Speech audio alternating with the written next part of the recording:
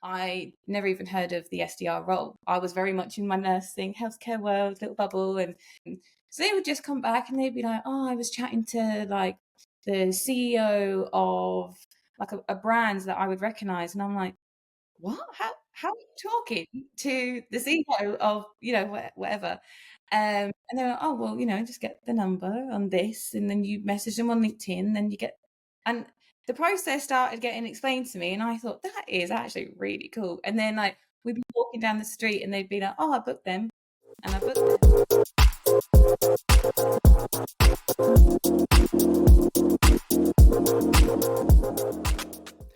Hello, listeners, watchers, fans, subscribers of the SDR Disco Call Show. My name is Neil Bhuiyan and the host. If this is your first time joining, this show is all about the world of tech sales and sales development. So if you want to think about prospecting, outbounding, talking to prospects and selling software, this is where it's at. My job is to find really cool and interesting people that work within this profession to understand how did they get into this gig, what things have they learned to either inspire or encourage you to come work in this beautiful industry. As a gentle reminder, if you're listening to this in your local podcast platform, please give us a rating and subscribe. And equally, if you're watching this on our YouTube channel, make sure that you like, comment, and subscribe down below. So in the world of sales, fun fact, 92% of customers are willing to give a referral, but only 11% of sales reps ask for that referral. And I'm really happy to say this guest that's coming on board is a referral from a former guest, Minnie Ryder. So big shouts out to Minnie. Thank you so much. Guest, without further ado, could you tell us who are you? Where are you based in the world? What do you do? And who do you work for? Absolutely. So my name is Amy Morrison. I am based in London and I work as an SDR for a company called Taggstar. I've been there for about just coming up 6 months. And essentially we help online retailers increase their online conversions. We do it through social proof messaging, which is actually a really cool concept. I love that. Social proof message. I love that. And just to give us a bit more context, what would be the typical personas or job titles that you would love to talk to introduce Taggstar? In terms of personas, definitely, chief technology officers, e-commerce managers. As soon as I'm seeing e-commerce in their title, I want to speak to them. Also, as well, going into sort of like merchandising managers as well, because our platform also increases like product reach and getting all of as many products in front of that consumer as possible. It also kind of falls under there. Then, of course, C-suite, I want to be talking to the CEOs, the directors, all of the above. But yeah, typically CTOs, e-commerce, anything digital, you'll be getting a call from me for sure. Love that. Well, Amy, a pleasure to have you on the show and welcome. Thank you very much. And also, it's always interesting to know, outside of sales, what kind of passions, interests, and hobbies do you have, Amy? So I love animals. I know it's pretty generic, but I am pretty obsessed. I live in Ireland, and my house is half house, half animal sanctuary. So moving away, So moving away on the weekends, I like dog sit for people. I'll do dog walks, all of that stuff. And as well, I love art and painting and things like that. Especially with the sun coming out now, I like to like take my little set and go out and sit and do some doodles and things like that. But apart from that, just going out, socializing. I mean, we're in England and the sun's out, so drinks definitely a hobby. But yeah, that's kind of me. Socializing is a big thing for me. I love that. Thank you so much. So normally what we do at this point of the show, if you're watching this on our YouTube channel, is we like to go to our guest's LinkedIn profile. And we'll always be putting the LinkedIn link within the show notes and within the description. So if you want to connect with Amy, pick her brain on anything we've discussed today, feel free to give her a follow and reach out. So Amy, you've got quite a cool career and you actually made quite a transition from where you used to work beforehand. But what we can see is, you used to work as a call center agent, you've been a sales attendant, You've worked at an early learning center. You've been a general nurse, and you've worked in nursing. You've been a bartender. You've been an SDR, and most recently, for the last 9 months, as alluded to, you're working at Taggstar. So it's really cool and interesting to know, in your own words, take us way back from the beginning of, where did you start out and how did you go through all those journeys and how did you get to where you are today, Amy?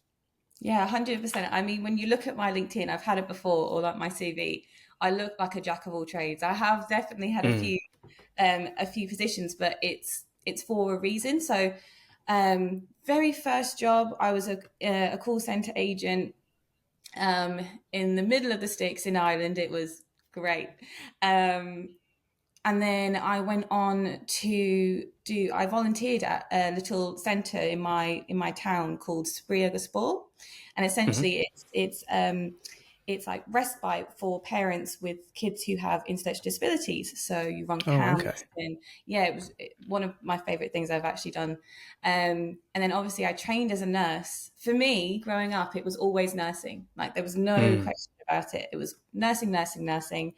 And I stuck with it and I went and I trained. I trained in Galway, absolutely loved it. Passion for nursing is still 100% there. Mm. Um, but after I graduated, which I graduated through COVID as well, Oh, um, wow. yeah, and obviously I was in my final year, I had to work. So I didn't get Mm. like a lockdown per se. I had to stay in Galway and go into the hospitals. So once I graduated, I said, I'm traveling. There's no way I'm Mm. not doing it. I'm gone. So hence why you've got bartender, waitress, carer. So I moved to Brussels in Belgium first. And Ah. yeah, it was brilliant. And I worked in an Irish bar called O'Reilly's. Great Mm-hmm. fun. Was there for 3 months. That was really good. And then I moved to Vienna, where I waitressed in the Hard Rock Cafe. Mm-hmm. Mm-hmm. Great restaurant to waitress in. Honestly, it's so fun. Yeah. And then I actually lived in Bali for 3 months after that in Indonesia, then Lisbon. Now I'm in London. Mm. But along that way, in Lisbon, I didn't have a job, and the people that I was in Lisbon with worked as an SDR. That was actually the reason we went to Lisbon in the first place. Mm. And all my friends who were in that job were coming back, kind of describing what they were doing, and I was like, "Hmm, that sounds really interesting, and definitely something that I feel like I might be good at." I mean, Yeah. I'm the type of person in a pub that I'll come up to you and say hello if I want to see and make friends. So Yeah. Yeah. it's never been an issue. So I thought, oh my God, okay, that might transition well. So I Mm. started doing all my research and lots of LinkedIn courses and stuff like that, just to see, what it was all about. And then moving to London, I got my first SDR job. Yeah, so I've been in it a year and a half now. That is such a cool story, and there are so many things within that journey that I'd Yeah, love to pick on because it sounds like you've had a hell of a lot of experience and you've experienced different cultures and places as well as going through like lockdown and whatnot. But if yeah. we go like way back a little bit, where you said you always said it's going to be nursing, nursing, nursing, nursing. What was the pull or the motivation for nursing, and what is it that made you want to get into that initially? Honestly, when I think about this, and I speak about it with my family, we do kind of go, where did that come from? Mm-hmm. So my whole family, there's no one in healthcare, there's no one in like any kind of sector like it. But my mum's mum, my nan, she lived with us when I was little, and Mm. then she unfortunately did get sick and passed away. However, she stayed with us in the house, and I remember the Macmillan nurses coming to the house. I would have been about Mm. 5 or 6, Yeah. and they were absolutely amazing. And they would kind of introduce me and be like, "Oh, come on, you can help with this," and make it a less scary atmosphere. Um, Mm. so when I try and pinpoint it, I'm definitely thinking, helping them and going through that whole experience definitely kind of led me down a little bit of a path, or gave me a little bit of a calling, let's say, because I think, Inspiration. yeah, nursing is Yeah. definitely a vocational career, I think. So I think Mm-hmm. that's where it came into play for me, for sure. I love that. And also, as you mentioned, and that is a cool story because obviously going through personal experiences and then seeing the nurses coming into your home as a young child, being able to help with that and then setting that inspiration. I think that's really cool. And then obviously going into that as well. And as you alluded to, like, that's something you studied for and then you graduated through lockdown. So for somebody that wasn't really into education and wasn't going through education at that point in my life, especially through the pandemic, what was it like for a student to graduate through lockdown? What was that remote life or experience like? I think I can speak for a lot of us in that year when I say anticlimactic completely. Mm-hmm. Yeah. Um, I I never got the gown and the diploma and all that kind of stuff and Mm.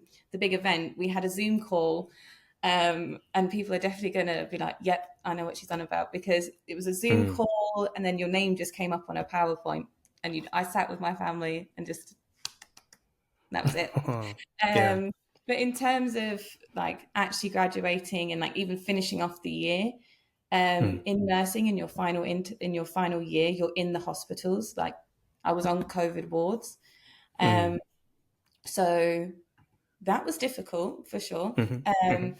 And I get super close, even with my prospects. Now I get Yeah. super close to people. Like even after a meeting, I'll like chat to you after, Mm. and like build those connections. But it was the same in nursing, so it was very difficult. However, looking back, I took so many positives away from it, and I've gotten more resilient and more a little bit headstrong and things like that, which have Mm. in turn helped me in my sales career now. Yeah. Absolutely. Yeah. Um, but yeah, it was a tricky time, but I Mm. think whoever did graduate and like got through that period of time, I think we all did really well. We should give ourselves a pat on the back for sure. 100%. Love that. I love that. That again is a cool story. And I'm always curious as to people's experiences of lockdown and the pandemic. Is like, look, we're 2024 now. And Yeah. for a lot of people, or sometimes I think it's like, I think everybody's forgotten that it happened. And some people want to forget that it happened. But, for a lot of us, it was life changing, not only just with health, family situations, and the way we Mhm. do but it's the way we work and what we do with our careers. So I was just curious to know, and I'll give some context before I drop this question. When going through the pandemic and the world shifted and changed, I started asking myself, is this what I want to do?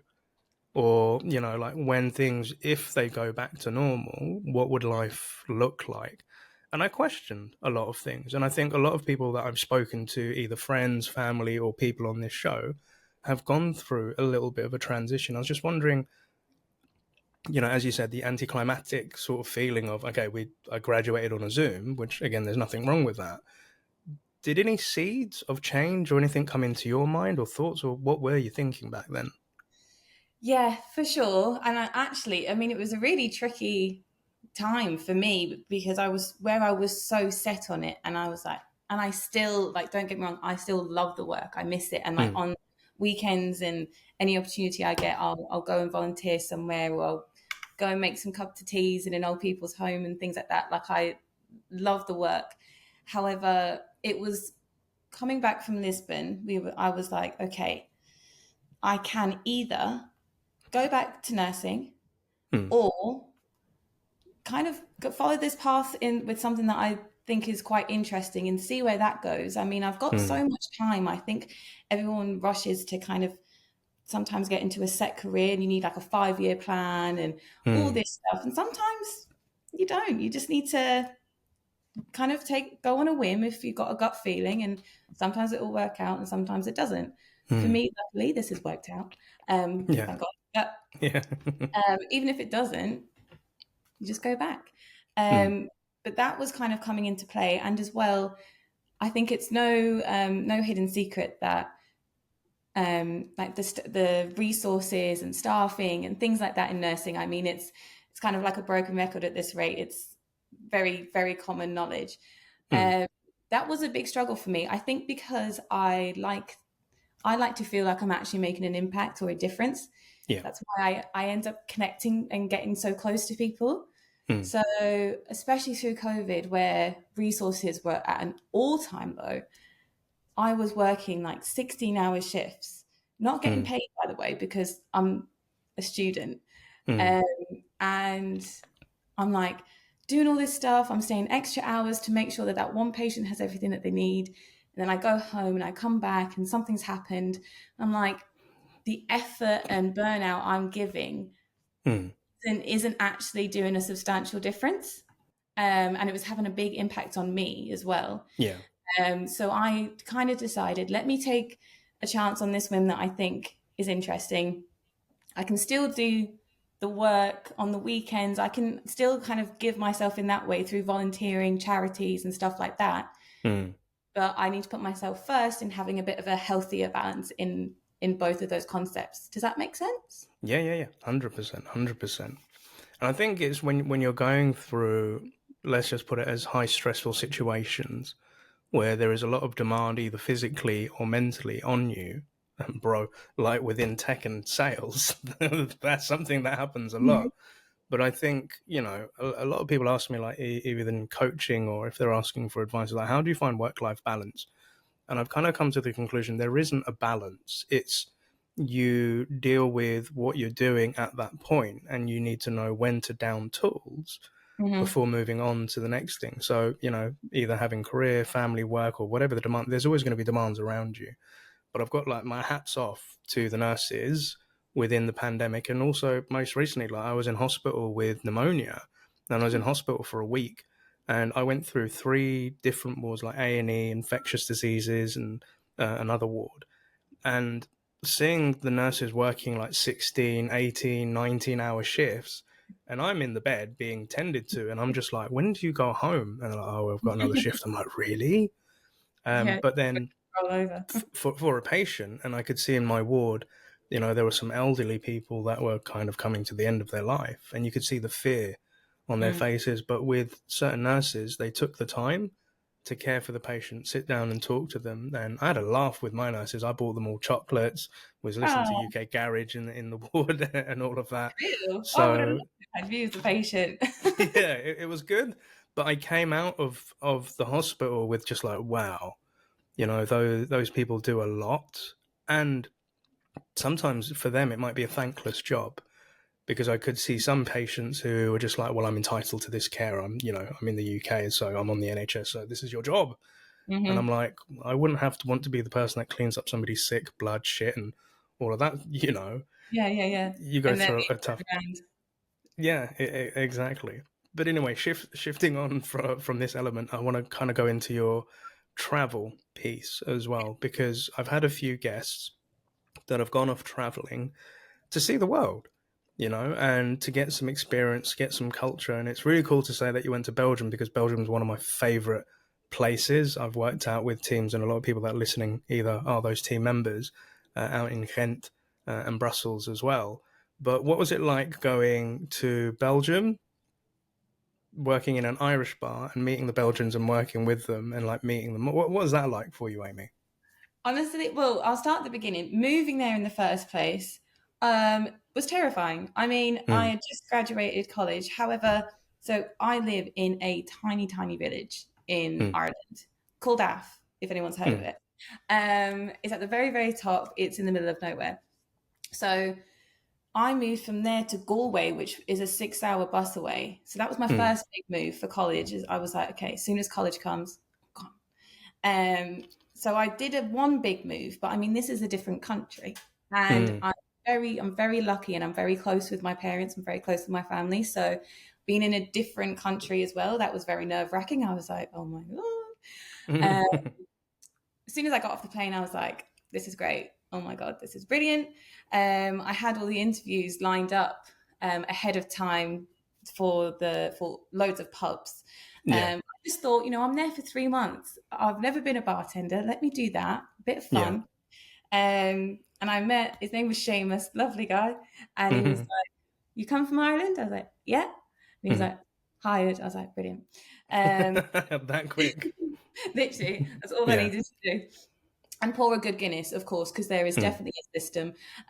But working there and meeting the people, such a difference, like big culture difference. But I loved them. Like they would come in, like obviously the locals would come in. It was also kind of a sports bar thing as well. So Yeah. I remember there was F1 races at the time. I'm not big into F1, so I don't know Yeah. players, drivers, Drivers, yeah. literally players. There was a big tournament on or something, and honestly, I remember it well. That pub was packed to bits, and Mm. everyone was just so friendly and engaging. And obviously, it's an Irish pub, so they come in and they expect a certain kind of people. So I absolutely loved it. It was one of the best, and this was kind of close to Christmas time, so we got the Mm. Christmas markets and all of that. Yeah. And also, Brussels is such a good location. We got on the bus to Paris Mm-hmm. and Amsterdam. So we also used it as a bit of a base to kind of bump Go other about. places. Yeah, yeah, yeah. I love that. And again, like Belgium is one of my favorite countries, and I've got a lot of friends out there. And like as you mentioned, you've come like you had a small town, and then you went to another city, and then you moved to another country, and you're meeting all these people. And I remember like my first days going out to Belgium.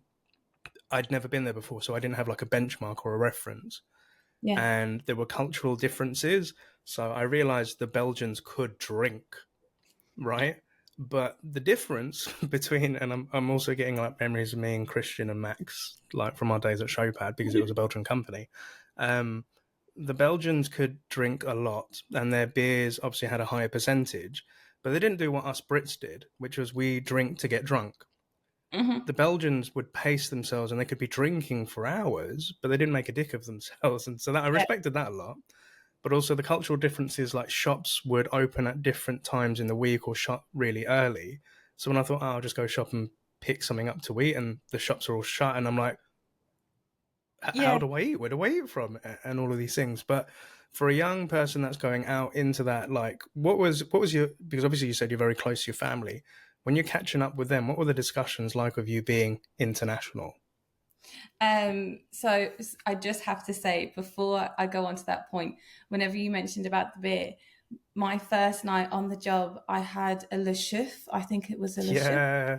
And I'm a beer drinker. I'm a Guinness and a beer drinker. So I straight down. I think I had Mm-mm-mm. two Yeah. paralytic. It was Yeah. awful.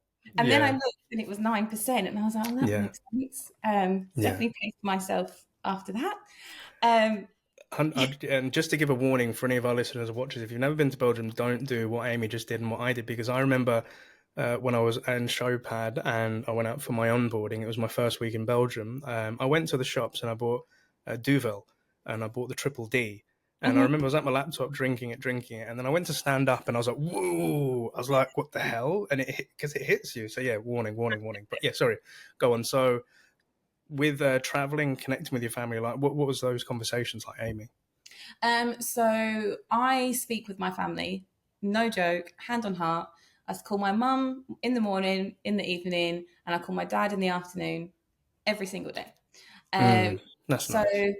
the because my parents and I've got two brothers. I've got a twin brother and an older brother, and I am the outlier of my whole family. I Mm. love going out and socializing. I'm very outgoing. My family are more reserved and they like kind of being in their own little bubble. Hmm. So once I kind of told them I want to go traveling, I want to do this, they were like, go for it. They've been the most supportive family ever. Yeah. And of course, they use me for free holidays because they come visit me and get free accommodation. But Yeah. so those conversations are more obviously my dad's side is like safe, the people nice, you put your phone in your Mm. pocket, all this, the typical dad lectures about safety and things like Yeah. that. Whereas mum is like, so what are you doing? What are you going to do this? Where have you Hmm. gone? What are the shops like? And the food, what's the food like? I'm a very plain eater. So that was a big concern for me going to all of these different countries. I was like, what am I going to eat? Um, Mm. which, and it was actually fine. But so, yeah, the conversations with my family they're more concerned about how I'm doing as well as far as where I am, if that makes sense. Mm. Yeah. And they've come to see me at every place I've gone. They're Oh, actually coming to London next week, so that should be very exciting. Awesome. I love that. I love that. So the next piece that I want to come on to, like where you told us your story, was, if you're working in a pub or you're a very social person and you love talking to people, but you'd be happily to come up to somebody and say hi to make friends, right? Mhm. So I can remember in my SDR days, I don't know if I was either introverted, but I found it very hard to connect with people and put my foot forward to say hi to people. Um, and over the years with sales and doing stuff like this, my confidence has grown, and I'll be the person that will walk up and say, "Hi, my name's Neil. Nice to meet you. What brought you here?" And all Yeah, of that. But I think for SDRs, it's that confidence piece, big whether it's time. cold calling, meeting prospects, doing Zooms and stuff like that. And there is always this fear of, oh, I don't know who these people are. Why should I talk to them? But Mm. what is it for you that gives you that inspiration to go and be the first person to say hello and like have those social skills? And, what tips would you give to people that may be a little bit hesitant about it? Yeah, 100%. I mean, I'll hold my hands up. I'll be completely honest, especially when I first started as an SDR. Cold calling for me was terrifying. Um, Mm, Whereas, I mean, it didn't make any sense. If my boss had said, "You prospectors out in the kitchen," I'm out in the kitchen making them a cup of tea and getting to know them. To pick up the call, I think as a new SDR, I thought, well, what's on the other side here? You don't know what you're going to get on as a response, or they're going to hang up or scream at you down the phone. And then I mm, kind of just quickly had to realize if they hang up, that's fine. Just call the next person. mm, Or if they scream at you, it's fine. They're never going to see you. They're never going to meet you. They're never going to. I had to take the personal attachment I had to everything out. yeah. And as soon as I've done that, don't get me wrong, if I get screamed at on the phone, which we all do, I'll Yeah. take a minute. I'm like, okay, that hurt a little bit, my ego. Yeah. Yeah. But it's less of a, oh my God, my feelings are hurt kind of thing. Um, but in terms of tips of just, like just putting yourself out there with people, honestly, just do it within 3 seconds. If you see Mm, someone, that's what I do. If I see someone if I'm out at a bar and I see like a friendly girl at the bar that I'm like, oh, I've kind of been friends with her. She looks fun. If mhm. I don't go after in 3 seconds after having that thought, I know I won't do it. So I'm just like, right, I'm gone. I'm gone Yeah. straight away. I'll go up like, oh, you got a nice dress on. Da, da, da, da, da. I think don't hesitate too much Mm, in the initial push to go and do it, or press dial, or send a LinkedIn message, or things like that. mm, Don't worry about making yourself look stupid. This was a big thing for me as well. And it comes with confidence, I think. And yeah. don't get me wrong, I'm still working on it for sure. Um, but I think don't feel stupid about doing things. If anything, they'll turn around to you and give you a nod of like, fair dues, you put yourself out Mm, kind of thing. mm. Um, and yeah, just be confident. In moments like that, you can fake confidence. I do believe you can just and go. Do you know what I Yeah. mean? So I think those would be my three. Don't hesitate. Don't be worrying about feeling stupid. You can feel stupid Yeah. after. Uh, and just kind of put on a bit of a mask and just go straight in. And then you'll get comfortable as soon as they respond to you. I Mm. think as soon as they give you one line back, you kind of go, okay. Yeah.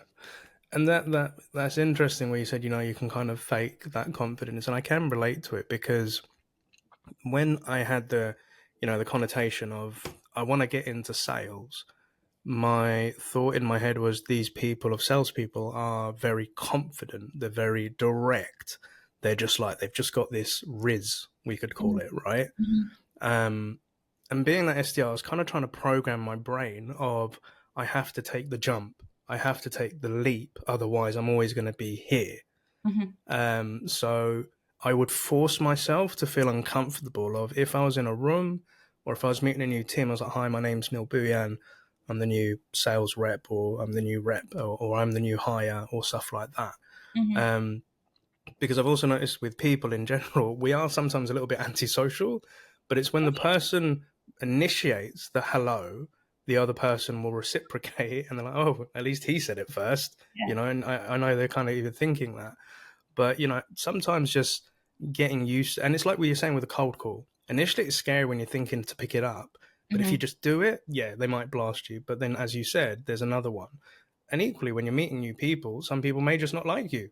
you know? It's the way of the world, really. Yeah, Yeah. it is. It is. And I think that's the expectation we have to kind of set ourselves. Not everybody's going to like us. Not everybody's going to understand us, etc. But kind of like to your point of bars and meeting and talking to people, because like my early days before being in sales was being a club MC, working in bars and going to different cities and touring and just meeting random people and just saying, rather than saying, hello, my name's Neil Bhuiyan, I'd be like, Yeah. hi, my name's Snipes, I'm the MC, Spud, That's it. and kind of getting used to it. So I think like a tip for our audience is like events, like sales events, exhibitions are a really good place to kind of build your confidence. Because I think if you can force yourself, or like we're saying, fake that confidence just to say hi to people and initiate the conversation, when you get back into the office and you're on your phones, it's not as scary because you've got It's this a little, yeah, yeah, yeah. exactly. Anyway, And I I'm think digressing. like I think one thing to remember as the person who's calling is, I think it's not like you like the prospect. I mean, you might like them, but I mean, like you want something out of the Yeah, prospect. You want a meeting. It's not. I think yeah, going into calls, you shouldn't be like, "This is my best friend, and I really want to be best friends with this person." So if they scream at me or tell me no, I'm going to be personally really offended. mm, You mm, don't like the realistically you want something out of that prospect just as much as the prospect is going to want your solution to bring them value. So yeah, I think that's a big thing to remember is I mean you might become friends with some prospects after, but I think changing you want to deliver them something and help them with something, yes, mm, but it's not like you're going to ask them out for a Sunday dinner and they're going to reject you. Do you know what I mean? I think yeah, that's yeah, different yeah. to kind of have on it, but yeah. I like that, and I think that's like a really good way to think about not taking it personally. Because to your point, you're not trying to make friends with these people. You're trying to introduce a service, and it's on a business level. And if they tell you to piss off, cool. I'll just Mm, chat to the next person and see if mhm. they're interested in my business. So Yeah. yeah, I think I've never really thought of it that way. So thank you for that. Um, and kind of the next bit that I want to go on to. So like you were saying, your friend was working in the SDR life, and you said, that's interesting. Maybe that's what I could do. Could you just walk us through like the highlights of how did that pan out? And then I'd love to come into like what's the last 9 months been like at Taggstar. Yeah, 100%. So basically, my friend, a bit of a different personality to me. Mm. Mm-hmm. So I just assumed, bearing in mind, I'd never really looked into sales at all prior to this. So I never even heard of the SDR role. I was very much in my nursing healthcare world, little bubble, and Mm. so they would just come back and they'd be like, "Oh, I was chatting to like the CEO of like a brand that I would recognize," and I'm like, what? How How? are you Yeah. talking to Yeah. the Yeah. CEO of, whatever? Mm. And they're like, oh, well, just get the number on this. And then you message them on LinkedIn, then you get, and the process started getting explained to me. And I thought, that is actually really cool. And then like, we'd Mm. be walking down the street and they'd be like, oh, I booked them. And I booked them. I do it Yeah. now. Yeah. I'm sorry. I Yeah. Yeah. don't care Yeah. how Yeah. cringy it is. It is so No, satisfying to no, I know pass that. the brand. Yeah. Yeah. So then I used to be when they work from home, I kind of listen in to their calls. I literally stand outside the door and be like that. Um, Mm. and I just thought something, a little pin dropped. And I was giving them ideas. Like I'm quite a creative person and I like to come up with like new ideas. I know that's such a generic thing being said in the SDR world now, and it's hard Mm-hmm. to kind of stand out at the moment. But I at least try and think of ways. So I found myself like, oh, why didn't you do this? And why didn't you do that? Mm. Why am I not doing it? Mm. So that's when I went on. I started on LinkedIn Sales Navigator Learning, and I went SDR. Tell me everything I need to know.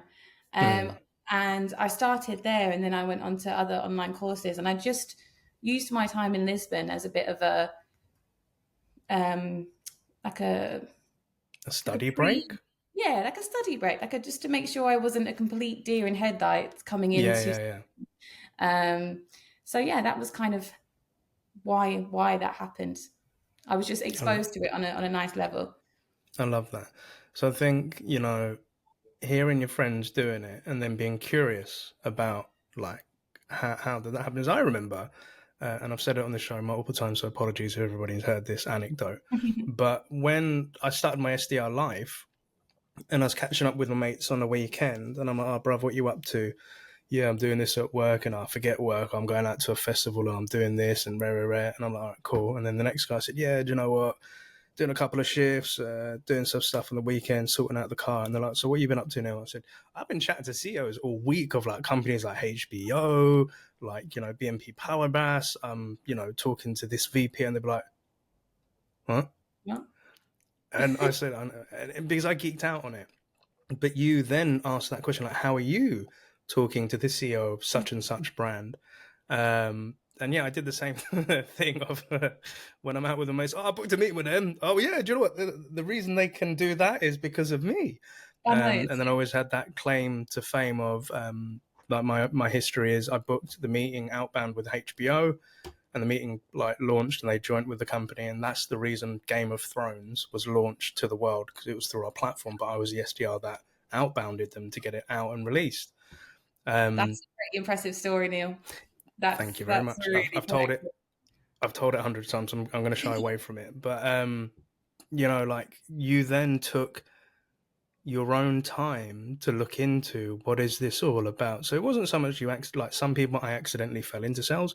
cool. You took a vested interest into it and explored those avenues, and then did courses. So I think that's, again, for anybody that's listening to the show thinking about taking that jump or exploring that career, I think that's a really, really, really great way to do it. Yeah. And kind of coming back to, in the recent months working at Taggstar. So what was that like? How did you find them as a company? What is it like to join, and what has the last couple of months been like? Because a lot of people that I'm speaking to week in, week out saying, things are getting either harder or we're having to adapt the way we do it. But yeah, just talk me through Tagster, like the highlights from beginning to where you are today, Amy. Honestly, and I'm not just saying it. If I was feeling something else, I think you'd know. But Mm, I just love them. I've never really worked for a company that um, is so open to kind of like feedback and new ideas. I mean, I feel like you can't stay stagnant in sales. Like, mm, that's just silly to think. So they're very on the ball of like, okay, well, let's sit down. We do feedback sessions. We do like training sessions with the SDRs like all the time. And the team that I'm on as well, like my other SDRs. So we've got 3 senior SDRs, and then there's 3 more, including myself. And our team like bond is really, really great, and it's so important. I think we're so good at, if I see something on LinkedIn and I know it's Jack's account, I'm like, okay, oh Jack, look at this mm, and use mm, this. And we're all like that with each other. We've got a group chat, we send in everything to each other. It's really nice. If someone's having a bad day, we're there hyping it up. I've got actually a little positive potato thing in the office. Tell us more about positive potato. I want to know about this. It's a little crochet. My mum actually sends it to me. Oh, It's a little crocheted potato, and it says a little label saying, "Stay positive. You can do this." I mean, it's cringy, but as soon mm, as someone's had a bad call, I'm chucking it over, and it gets flung around the office like nothing normal. But yeah. it really brings up morale. Um, Development. Not only in my like confidence, I would say I'm quite a confident person, but I mean in any situation, like even like before this, I was like, oh, I'm getting a bit Yeah, yeah, nervous. yeah, yeah. But in terms of development and things like that, I mean, I've been there 6 months. Um, they're big on like helping people personally brand themselves, which I would like. I'm really trying to do. I want to get out there. I want to network and things like that. And I will give it. Minnie has been amazing in helping me with that side of things. And yeah, basically it's Minnie. Mm, And mm, obviously Christian Priest, have to give him a shout out. He's the best. Um, but no, it's a really good team. And I've also never been at a company that actually look at the outside factors of sales mm, and then maybe like the internal numbers and things that are going on and things like that. So um, very adaptive, very open. Obviously, there's still things that we're kind of working on and molding on mm, together. Um, but it's always like an ever working process. Mm-hmm. Sorry. I never feel like, oh, we do this now at Taggstar, so that's what we're going to be doing for the rest of my time at Taggstar. It's like we'll do one thing one week and then Yeah. another thing another week. So yeah, ever changing, love it so much. And I really want to stay. So I love that. So, yeah. shouts out to the Tagstar team, Minnie and Christian out there. And it sounds like you're in a really good place, a place where you can flourish. You've got a lot of good camaraderie between like your peers and your colleagues, and you help out. And I think it's important to be in a place that you love to work, because you will spend a good portion, like 90% of your week, of your working hours within that space. So that's also, I think, for our audience, when you're looking at tech companies, is that you need to be able to vibe with your tribe with it. 100%. um, and in recent weeks, because I've always followed Minnie on LinkedIn, and she was a great guest on a show, and we learned a hell of a lot from her. But since joining Tagstar, I've seen a lot of content from yourselves and your team. And I do want to ask you a question, and you may or may not have an opinion on this, which is fine. But I was on LinkedIn yesterday, and a young SDR had posted on, like, back in 2020, this was the typical day of an SDR: call block, email, prospecting, lunch, call block, and stuff like that. And on the other side, there was a huge block which said content creation, then I'm some smiling calls. because I know what you're on. I've seen the post you're on about. Yeah. And I saw the post and I supported it, because as a content creator, I was creating content as an SDR, and I'm still an SDR today, and I'm still creating content, and I loved it. However, what I was a little bit disheartened with was there were a lot of, let's just call them senior vets in the game, saying this is like, no, this isn't ever going to work and anything like that. And this is just Neil's personal opinion. Those people that tell you that you cannot do those things are telling you not because they're trying to discourage you, it's because they've never done it, they've never experienced it, and they're measuring themselves against the other person. And from my point of view, I never take advice from people that have never either done what Mm-hmm. I'm doing or what I'm about to do. But I'm loving LinkedIn with all SDRs and Yeah. BDRs creating their content. And to quote Gary Vaynerchuk, who's somebody I look up to, he says, don't treat your company like a business service. Treat it like a media agency, Mm-hmm. because the more content you put out, more people will then want to learn about your products and Yeah. services. But with the Taggstar team and you guys creating content, I love the Gilet one, like where everyone's wearing a Gilet, like CP time and stuff like that. What's your thoughts on BDRs, SDRs, and content creating on LinkedIn? All for it. And I can actually validate your opinion because I have the exact same. Mm, Um, Minnie can back me up on this actually. About, I'm going to confidently say 85 to 90% of every meeting that I've booked at Tagstar has been via LinkedIn. mm, No cold call, no email, LinkedIn DM, and 90% of my meetings are coming from LinkedIn. So I'm still, mm. don't get me wrong, I'm still cold calling. I mean, you can't beat a conversation Just on one channel. just one channel, but Yeah.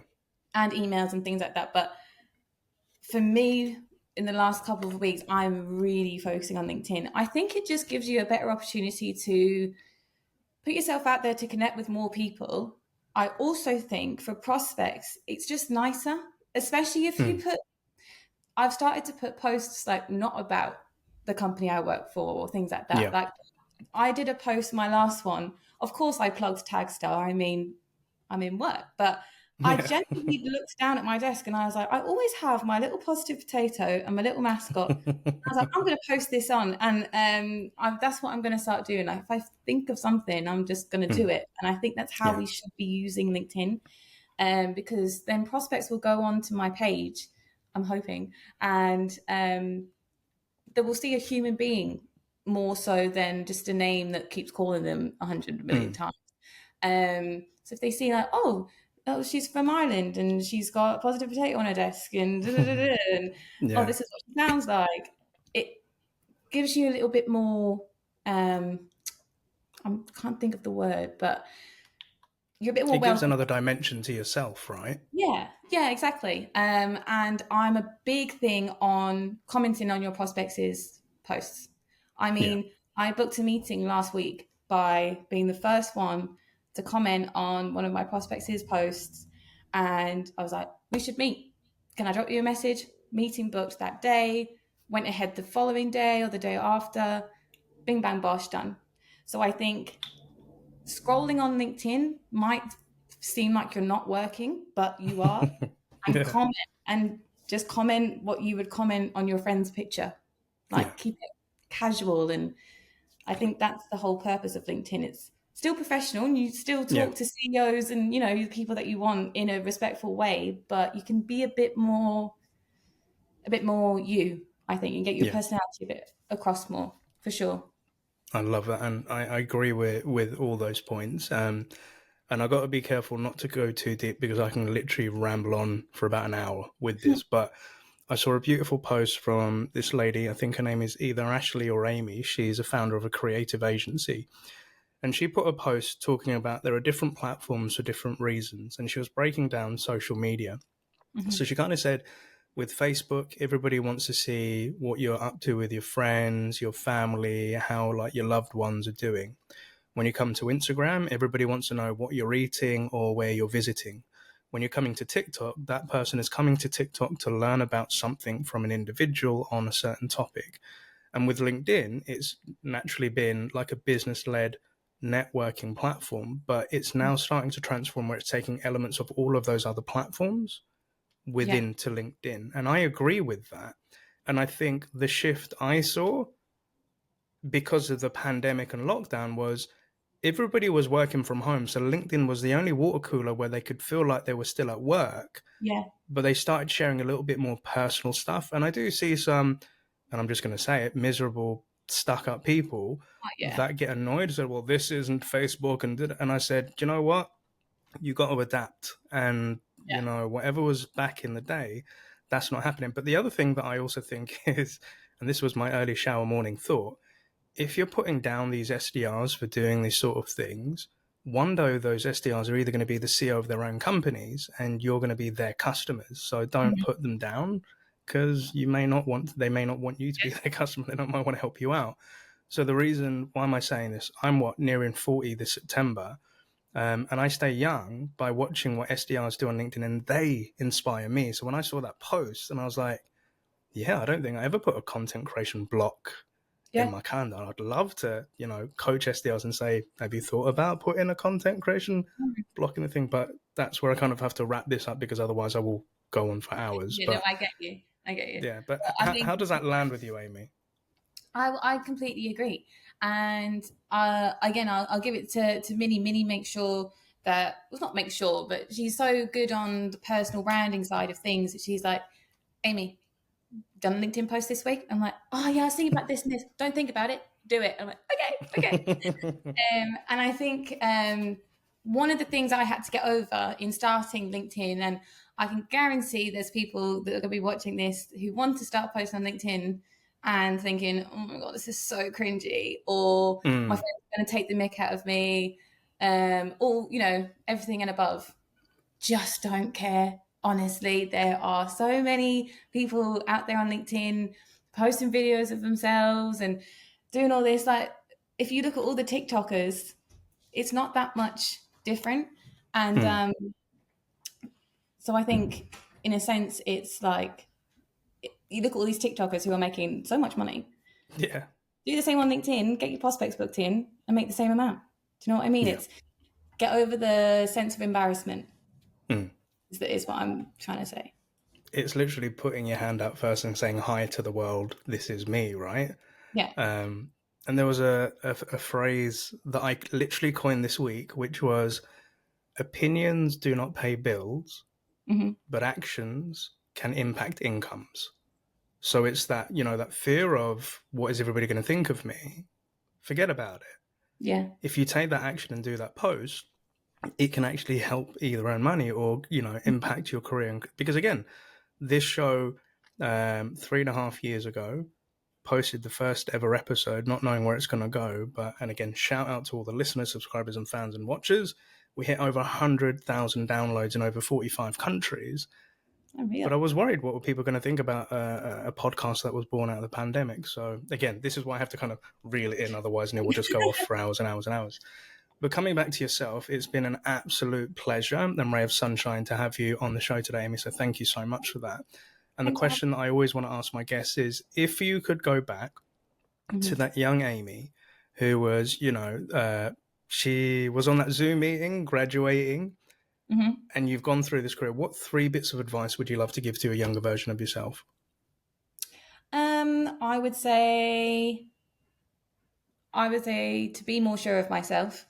I definitely had imposter syndrome when I first started, which held me back a good bit. So just be more sure of myself and my own decisions. I mean, I followed my gut, and it worked. Your gut's there for a reason, so follow that. Don't take it too seriously. Again, I think just saying over our point, we've mentioned it a few times. Have a bit of fun with it. I think, obviously, it's a job. Stay professional and all the rest, but have fun at the same time. And I think if you look at it like that, you'll take away the embarrassment and all that kind of negative stuff that stops you from doing things like LinkedIn and calling and everything like that. And just don't take stuff too personally as well. Someone's going to scream on you at the phone. If you're starting an SDR job, someone will scream at you. It's going to happen. But there's going to be one of many, and you'll have just as amount as good calls as well. So yeah, maybe be my 3. Awesome. Those are what I would say solid sound bites. Thank you very much, Amy. And as a gentle reminder, Amy's LinkedIn profile will be within the show notes and the description if watching on YouTube. So if you want to connect with her, ask her or pick her brain on any of the topics we've discussed today, feel free to reach out. Or if you're interested in Taggstar and want to learn more about that and all the CEOs she's talking to, feel free to connect. But I want to say a massive thank you to all of our listeners, watchers and fans and subscribers of the show and supporting us on our journey. But to help us out, if you're listening to this in your local podcast platform, please make sure that you give us a rating and share the episode with your network. Or equally on YouTube, make sure that you like, comment and subscribe down below. But Amy, thank you very much. Big shout out to having you on the show. Make sure that you give my salute to Minnie, to Christian, Mr. CP and all the crew at Taggstar. Have an awesome weekend and most importantly, happy selling. Thank you so much. Thanks for having me.